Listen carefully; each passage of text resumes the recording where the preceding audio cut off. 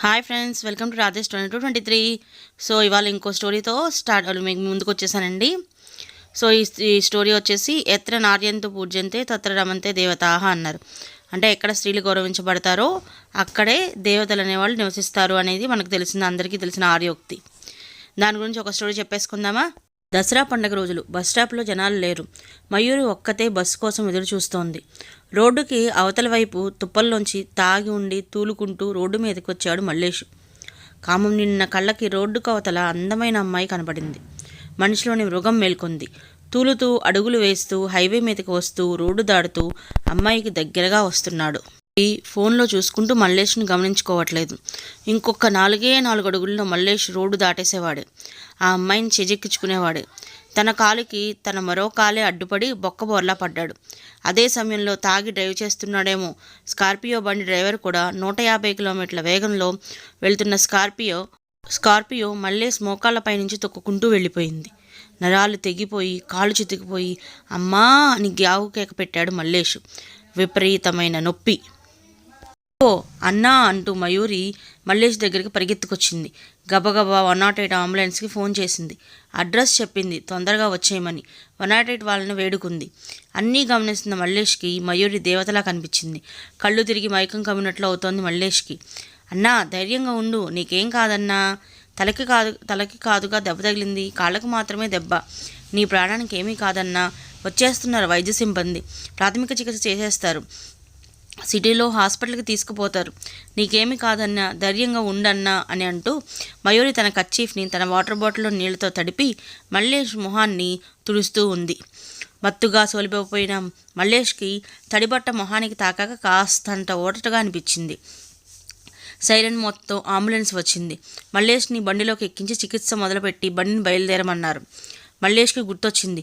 పీకల దాకా ఇందాక తనతో తాగిన తన తోటి మృగాళ్ళు ఇహ ఒకరొకరుగా తూలుతూ ఆడాకారాల వేట కోసం నెమ్మదిగా రోడ్డు మీదకి వస్తారు.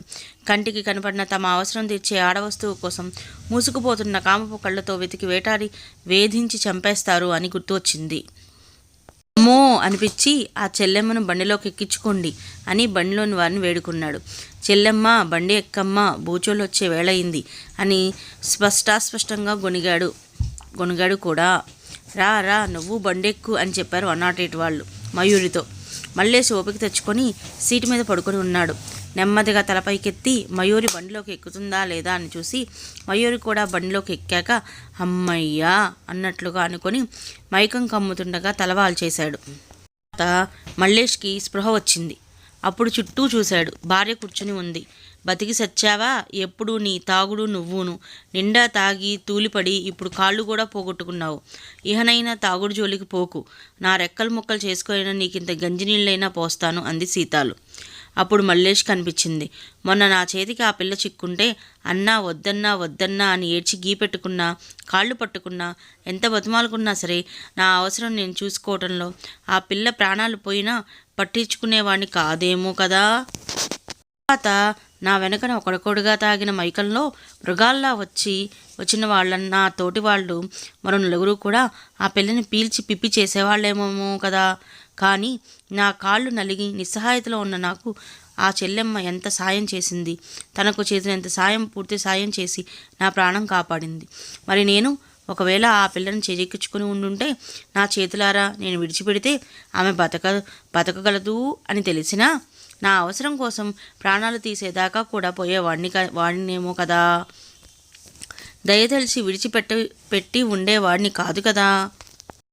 అంతేకాదు నిత్యం సంపాదించిన డబ్బుల్లో ఎక్కువ శాతం తాగి తందనాలాడి కొట్టి హింసించానే ఈ నా పెళ్ళాం సీతాలని. మరి ఈనాడు నేను ఇలా పనికి రాకుండా పడున్నా సరే, కష్టపడైనా సరే గంజినీళ్ళు పోస్తా అంది, కానీ వదిలేసి పోలేదు కదా. ఆడవాళ్ళు సున్నితం. వారిని కాచుకొని చూసుకుంటే మనల్ని ఇంకా ప్రాణాలు ఇచ్చి చూసుకుంటారు. అంతేకాని మదబలంతో మృగాల్లాగా వారిని నాశనం చేసేస్తే మనకు పుట్టగదులుండవు అని మల్లేష్కి అనిపించింది. ఎత్ర నార్యంతు పూజ్యంతే రమంతే తత్ర దేవత.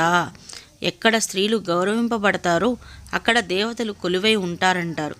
అవును, స్త్రీలను గౌరవించుకోవడం మన సాంప్రదాయం, సంస్కృతి. ఇది మన వారసత్వం. ఈ కథ మీ అందరికీ కూడా నచ్చింది అనుకుంటున్నానండి. Please like, share and subscribe. Different వంట రెసిపీస్ కూడా ఉన్నాయండి. ఒకసారి మా ఛానల్ని విజిట్ చేయండి.